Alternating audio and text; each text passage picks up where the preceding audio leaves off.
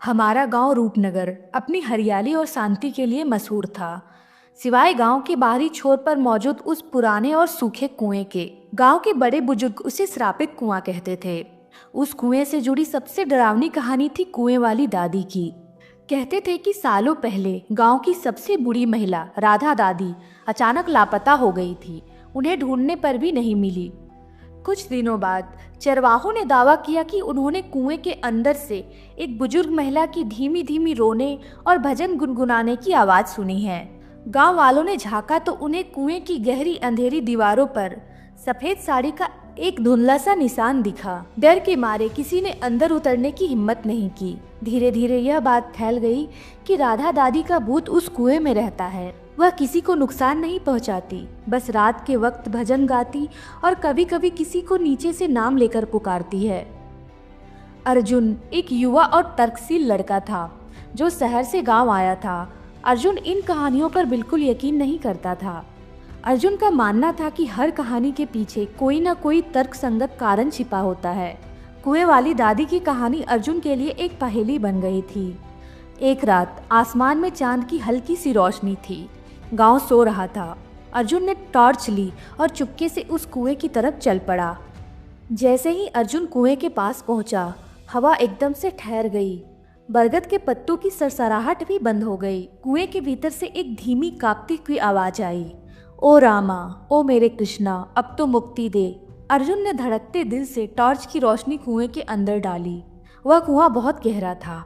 अर्जुन को नीचे कीचड़ और पत्थरों के अलावा कुछ नहीं दिखा। पर तभी उस अंधेरे में अर्जुन को जमीन से लगभग 20 फीट ऊपर एक छोटे से ताक ट्रेंच जैसी जगह पर एक सफेद आकृति बैठी हुई दिखी। वह सचमुच एक बुजुर्ग महिला थी जिनकी आंखें बंद थी और वे बुदबुदा रही थी। यह सच था, दादी जिंदा थी और कुएं में। डर के साथ साथ अर्जुन के मन में एक भयानक सवाल उठा। अगर वह जिंदा है तो इतने सालों से कुएं में क्या कर रही है और गांव वालों ने उन्हें बाहर क्यों नहीं निकाला? अगले दिन अर्जुन ने अपने दोस्त रघु से बात की। रघु ने अर्जुन को हैरानी से देखा। अर्जुन, तुम पागल हो गए हो। वह राधा दादी नहीं है, वह एक प्रेतनी है। गांव वाले जानते हैं। जिसने भी उन्हें निकालने की कोशिश की है उसकी मौत कुएं के पास ही हुई है, रघु ने कांपते हुए कहा।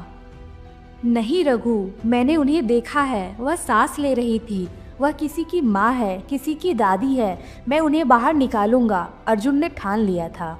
अर्जुन ने हिम्मत करके गांव के सबसे बूढ़े आदमी मुखिया दादा से बात करने का फैसला किया। वह राधा दादी के समकालीन थे।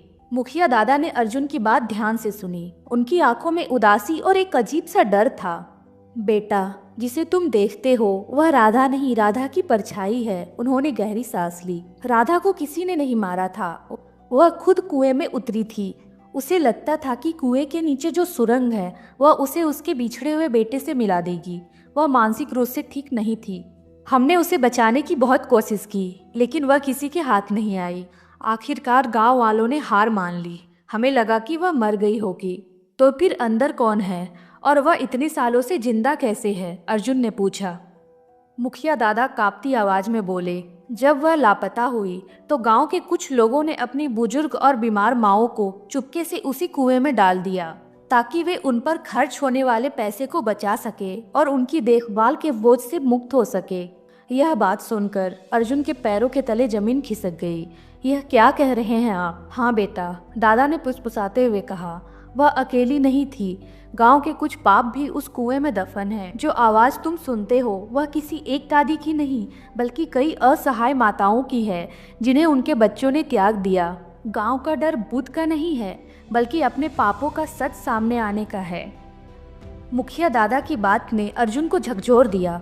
वह दादी कोई भूत नहीं थी बल्कि गांव के भयानक लालच और क्रूरता का प्रतीक थी। और गांव का हर डर, हर सस्पेंस इसी भयानक सच को छिपाने के लिए गढ़ा गया था।